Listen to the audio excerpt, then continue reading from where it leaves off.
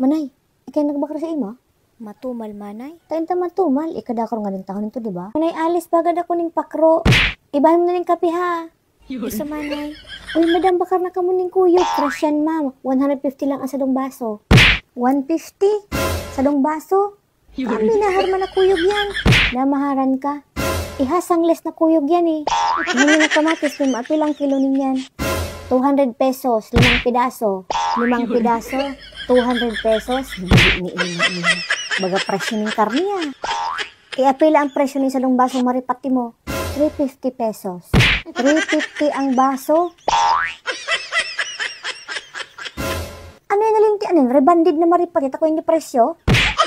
Ihangin na atuloy mo. Apila man ang kilo ninyan. 450 pesos. Take it or leave it. 450. Bulik ni ina niyang presyo yan, manay. Pati ikaw, bulik ni ina mo man. Boneless ka niyan, manay. Stress-free ang atuloy na mo. Stress-free. Ihampos ko yan. Oh my God, saan kayo aagi ngayon? Hoy, manay. Tanong mo daw kunin to Tagalog mo to sa Saud.